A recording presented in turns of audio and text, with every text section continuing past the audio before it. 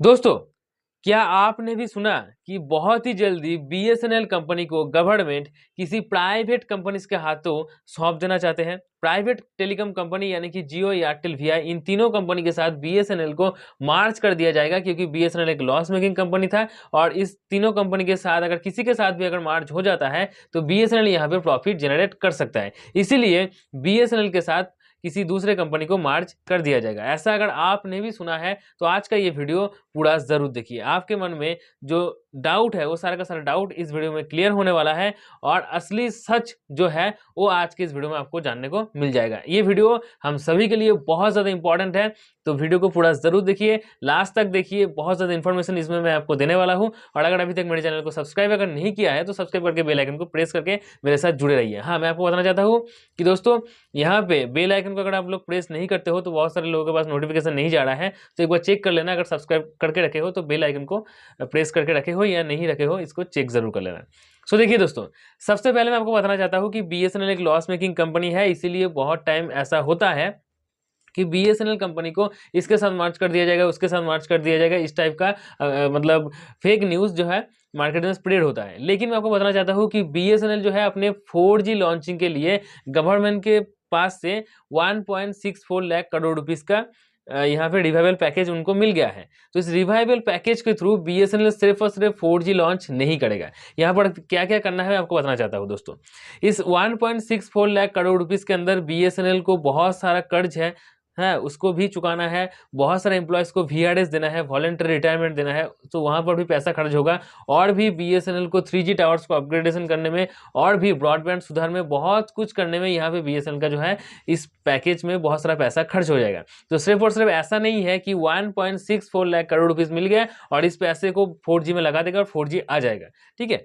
तो इसीलिए बीएसएनएल क्या कर रहा है, बीएसएनएल के पास जो यूजलेस स्पेस है, ठीक है, बहुत सारे यूजलेस स्पेस बीएसएनएल के पास है, ठीक है, उन सारे के सारे स्पेस को बीएसएनएल अभी बेच रहा है। हाँ, उन सारे के सारे प्रॉपर्टी को सेल कर रहा है और एमएचटीसी इन वेबसाइट्स के थ्रू कल तक 5 दिसंबर तक यहाँ पर बीट भी चल रहा था उस सारे के सारे स्पेस को नीलाम करने के लिए, बेचने के लिए, ठीक है। अगर मैं स्पेस की बात करूं, यूजलेस स्पेस की बात करूं बीएसएनएल का, तो 14,000 ऐसा साइट है जहां जिसको बीएसएनएल बेचना चाहता है, ठीक है। और ये सारे के सारे जो साइट्स हैं, ज़्यादातर साइट्स तेलंगाना, मध्य प्रदेश, उत्तर प्रदेश, आंध्र प्रदेश एंड गुजरात में है। तो ये सारे के सारे साइट्स जो है ये बीएसएनएल बेच रहा है। उस बेच के जो पैसा आएगा उस पैसे से बीएसएनएल 4G पे यहाँ पे लॉन्च कर पाएगा या 4G में पैसा लग जाएगा, है ना।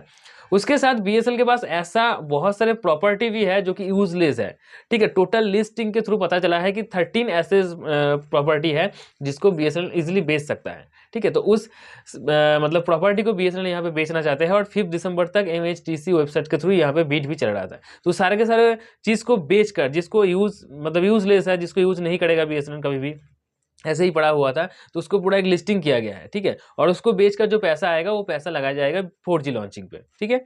तो इसीलिए दोस्तों मैं आपको बताना चाहता हूँ कि यहाँ पर एक न्यूज़ जो बहुत ज़्यादा स्प्रेड हो रहा था कि बीएसएनएल जो है बहुत जल्दी प्राइवेटाइज कर दिया जाएगा किसी एक कंपनी के साथ, जियो के साथ या एयरटेल के साथ या वीआई के साथ, ठीक है। बहुत मतलब न्यूज़ के थ्रू पता चला है कि जियो के साथ हो सकता है या वीआई के साथ भी हो सकता है। लेकिन मैं आपको बताना चाहता हूँ कि बीएसएनएल किसी भी कंपनी के साथ प्राइवेटाइज नहीं होगा, ठीक है।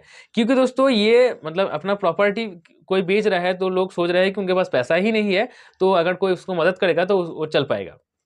इसीलिए कुछ इस तरह का फेक न्यूज़ जो है मार्केट में आ गया था। लेकिन मैं आपको बताना चाहता हूँ कि बीएसएनएल जो है एक गवर्नमेंट टेलीकॉम कंपनी है और गवर्नमेंट के पास एक टेलीकॉम कंपनी होना ज़रूरी है। गवर्नमेंट खुद भी चाहते हैं। और क्यों ज़रूरी है, इसमें गवर्नमेंट के पास अगर कोई अपना खुद का टेलीकॉम कंपनी होगा तो इसमें क्या मतलब क्या हमारे लिए क्या प्लस पॉइंट है, पूरे इंडिया के लिए क्या प्लस पॉइंट है, उसके बारे में मैंने ऑलरेडी डिटेल वीडियो बना के रखा है, ठीक है। तो ऐसा बहुत ही कम चांस है कि बीएसएनएल को दूसरे कंपनी के साथ मार्च कर दिया जाए।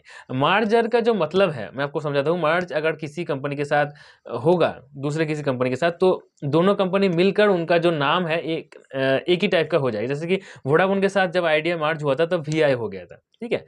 तो बीएसएनएल के साथ अगर कोई कंपनी मार्च होगा तो उनका नाम चेंज हो जाएगा, उनका ब्रांडिंग चेंज हो जाएगा, उनका जो मैनेजमेंट है वो भी चेंज हो जाएगा, मतलब एक ही मैनेजमेंट तब हो जाएगा, लेकिन ऐसा नहीं है दोस्तों। बीएसएनएल जो है गवर्नमेंट कंपनी है, गवर्नमेंट के पास ही रहेगा, बीएसएनएल के साथ किसी दूसरे कंपनी को मर्ज नहीं किया जाएगा। समझ रहे हैं? तो मतलब ये जो प्रॉपर्टी है ये सेल हो रहा था, इसीलिए लोग सोच रहे थे कि बीएसएनएल जो है दूसरे किसी कंपनी के साथ शायद मार्ज हो जाएगा। बीएसएनएल तो लॉस मेकिंग कंपनी है ही है, इसीलिए प्रॉफिट जनरेट करने के लिए गवर्नमेंट दूसरे कंपनी के साथ मार्ज कर देगा, अगर प्रॉफिट जनरेट कर पाए इसीलिए। तो ऐसा कुछ भी नहीं है, ठीक है। कुछ इस टाइप का फेक न्यूज़ आ गया था मार्केट में, क्योंकि बीएसएनएल अपना प्रॉपर्टी सेल कर रहा था, और जो यूजलेस प्रॉपर्टी है उसको सेल करके जो पैसा आएगा वो 4G लॉन्चिंग में काम आएगा, ठीक है। और 4G का जो काम है वो जोरों शोरों से स्टार्ट हो चुका है। बहुत सारे जगह पे 3G टावर्स को 4G में कन्वर्ट करने की काम चल रहा है, और उसके साथ साथ 4G न्यू टावर्स लगाने भी काम हो चुका है। डेली का डेली बीएसएनएल रिलेटेड जो भी अपडेट आ रहा है मैं आप सभी को बता रहा हूँ, क्योंकि आप लोग इतना सारा कमेंट्स कर रहे हो वीडियो के नीचे कि यहाँ पे कब आएगा, वहाँ पे कब आएगा। उसके साथ इंस्टाग्राम पे बहुत सारे मैसेज आ गया है, किसी को मैंने रिप्लाई नहीं कर पाया है, लेकिन आहिस्ता आहिस्ता मैं रिप्लाई करने की कोशिश करूँगा। और अगर मैं रिप्लाई नहीं कर पाता हूँ तब भी मैं वीडियो बना के आप सभी को बताऊँगा। आपके मन में जो भी डाउट है वो सारे के सारे वीडियो के थ्रू मैं क्लियर करने की कोशिश करूँगा, ठीक है। तो आज का ये वीडियो कैसा लगा नीचे कमेंट में ज़रूर बताना।